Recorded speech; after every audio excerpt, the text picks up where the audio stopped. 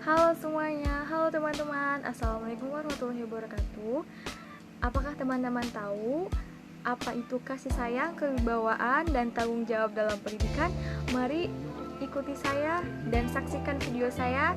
Sebelumnya, perkenalkan, nama saya Ella Sabila dari Universitas Primagraha semester 2, Prodi PGSD kelas RA2. Pertama, ada hakikat kasih sayang. Mengapa sebagai manusia atau kita perlu kasih sayang? Jadi, tanpa adanya kasih sayang, kita tidak tahu mana ketulusan, mana kenikmatan, mana yang namanya kasih sayang. Dimana kasih sayang adalah sebuah kenikmatan yang dirasakan manusia di dunia. Jadi, manusia di hidup ini itu perlu sangat namanya kasih sayang. Yang kedua, di sini ada peran guru dalam proses pendidikan. Kenapa sih di dalam proses pendidikan itu adanya sebuah peran guru?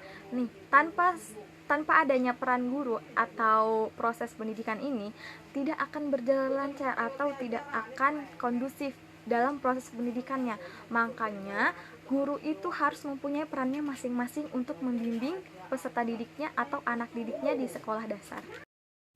Peran guru dalam proses pendidikan, yang pertama ada guru sebagai pembimbing nih, di mana realitas di masyarakat menunjukkan bahwa perilaku penyimpangan dari anak-anak, yaitu seperti kebrutalan, kecanduan narkoba, pemurung, apatis, dan sebagainya, muncul karena dilatar belakangi oleh kondisi di mana anak ini tumbuh dalam keluarga yang tidak memberikan kepuasan, yang tidak memberikan kasih sayang terhadap dirinya atau si anak tersebut.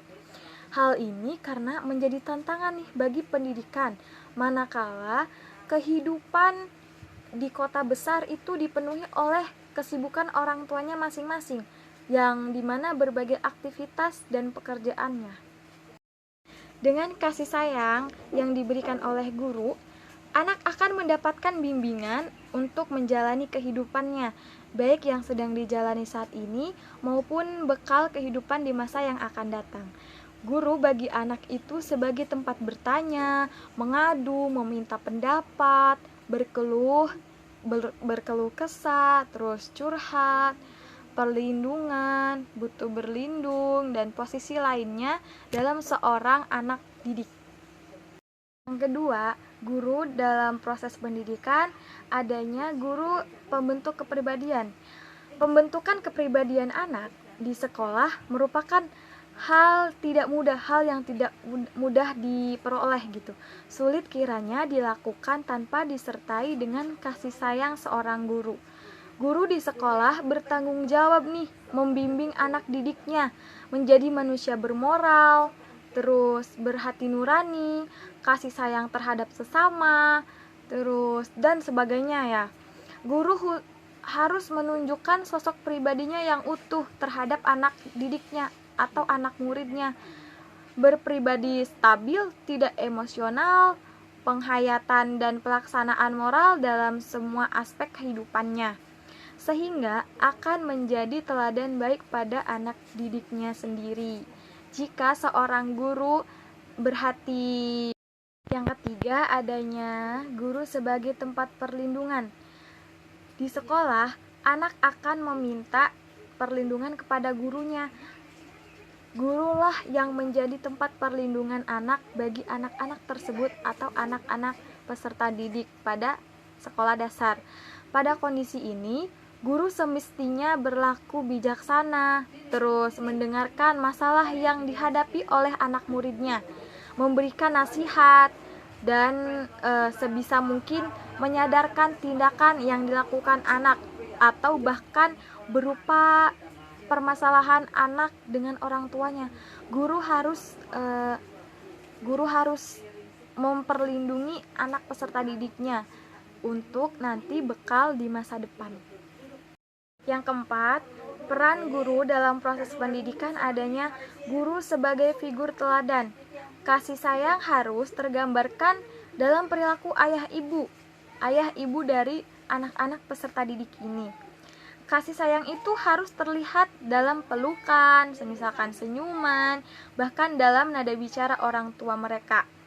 Kasih sayang harus terwujud melalui perilaku secara konkret, atau tidak hanya bicara dengan nada kayak gini, saya menyayangi atau saya mencintai. Kasih sayang terwujud melalui perilaku. Di samping secara psikologis akan dirasakan anak, juga perilaku itu akan menjadi contoh atau teladan apabila pada anak menginjak remaja. Anak remaja nih, kasih sayang remaja itu memerlukan kasih sayang dengan kadar yang lebih besar gitu, dalam bentuk yang konkret. Ia hidup dalam lautan kebimbangan nih, dan masa-masa yang sangat kritis itu yang dinamakan menginjak remaja. Jadi, seorang guru yang ramah, hangat dan selalu tersenyum, tidak memperlihatkan muka kusamnya, merespon pembicaraan atau pertanyaan anak didiknya direspon, akan menumbuhkan nih kondisi psikologis yang menyenangkan bagi anak didiknya.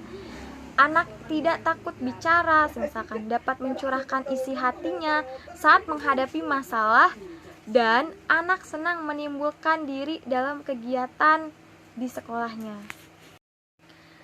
Guru sebagai pengetahuan dalam proses pembelajaran di mana terjadinya transformasi pengetahuan nih. Sikap memberi dan melarang semestinya dilakukan dengan sangat hati-hati terhadap anak didik. Pengetahuan dapat berubah sikap terhadap anak didiknya.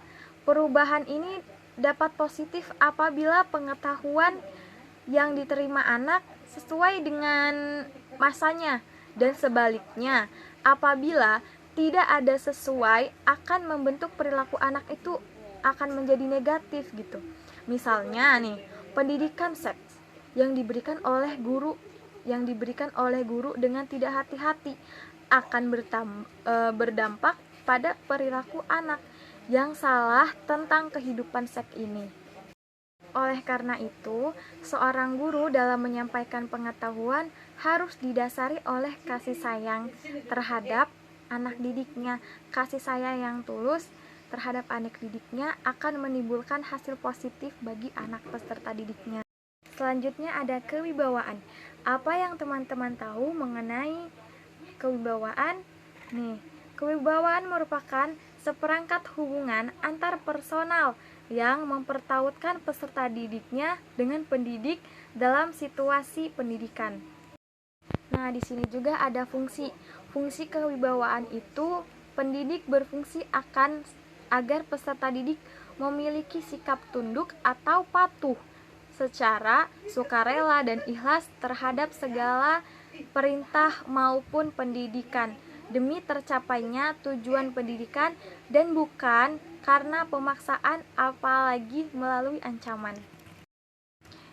Nah, yang selanjutnya ada macam-macam kewibawaan. Ada beberapa macam-macam kewibawaan. Yang pertama, adanya rasa cinta. Kewibawaan itu dapat dimiliki oleh seseorang apabila hidupnya penuh kecintaan dengan orang lain. Nah, yang kedua adanya rasa demi kamu. Demi kamu atau you attitude adalah sikap yang dapat dilukiskan sebagai suatu tindakan, perintah atau anjuran bukan untuk kepentingan orang yang merintah, tetapi untuk kepentingan orang yang diperintah. Menganjurkan demi orang yang menerima anjuran, melarang juga demi orang yang dilarang.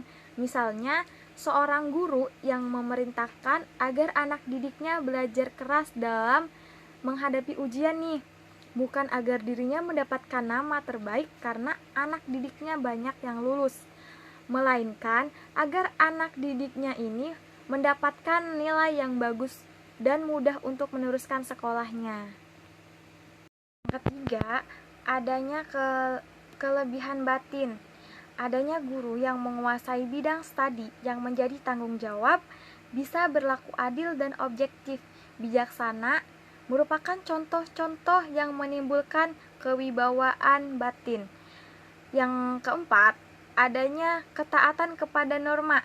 menunjukkan dalam tingkah lakunya seorang guru sebagai pendukung norma yang sungguh-sungguh, selalu menjadi janji yang pernah dibuat, disiplin dalam hal-hal yang telah digariskan dalam pendidikan. Dari dua macam kewibawaan yang tadi, yang tua maupun guru muda harus memiliki kewibawaan batin. Walaupun ini tidak berarti bahwa kewibawaan lahir atau menampilkan luar dari pendidikan boleh diabaikan, seperti tulisan di papan tulis yang baik, berpakaian yang rapi, berbicara yang baik, sikap yang sopan, yang semuanya ini merupakan kesan-kesan luar yang sangat membantu terlaksanakannya pendidikan, meskipun semua ini belum tercukupi atau mencukupi norma pendidikan. Selanjutnya ada tanggung jawab. Tanggung jawab dalam kamus bahasa diartikan dengan keadaan wajib menanggung segala sesuatunya, berupa memelihara dan mengembangkan fitrah manusia. Selanjutnya ada apakah tugas dan tanggung jawab pendidik? Nah, tugas dan tanggung jawab pendidik adalah guru sebagai pendidik profesional bertugas untuk mendidik, mengajar, membimbing, mengajarkan, melatih, menilai, dan mengevaluasi peserta didik pada pendidikan anak usia dini melalui jalur pendidikan formal. Apa itu pendidikan formal? Kenapa itu pendidikan anak usia dini menjalani belajarnya dengan jalur pendidikan formal? Oke teman-teman, di sini pendidikan formal. Pendidikan formal merupakan jalur pendidikan yang pastinya sudah tahu atau umum di Indonesia, di mana pendidikan yang diselenggarakan seperti sekolah dan memiliki tingkat pendidikan, yaitu tingkat SD, SMP, dan SMA. Jadi, SD, SMP, dan SMA ini memiliki jalur pendidikan secara pendidikan formal. Karena pada jalur pendidikan formal ini memiliki jenjang yang terstruktur dan sangat jelas. Nah, yang terakhir adanya kesimpulan. Kesimpulan dari kasih sayang kewibawaan tanggung jawab pendidikan merupakan ruh dari pendidikan nih, tidak dapat dipisahkan satu sama lainnya. Ketiga hal ini terdapat dikatakan merupakan prasyarat dalam melaksanakan pendidikan dan praktiknya. Ternyata penerapan kasih sayang, kewajiban, dan tanggung jawab dalam proses pendidikan tidak mudah. Banyak hambatan dan kendala yang dihadapi oleh pendidik, baik berkaitan dengan pemahaman maupun kemampuan pendidik. Terima kasih untuk semuanya. Itu saja mungkin yang dapat saya sampaikan dan jelaskan mengenai kasih sayang, kewibawaan, dan tanggung jawab dalam pendidikan. Mohon maaf jika ada kata-kata yang salah dan penjelasan yang kurang efektif. Terima kasih. Wassalamualaikum warahmatullahi wabarakatuh. Jangan lupa like, comment, and subscribe.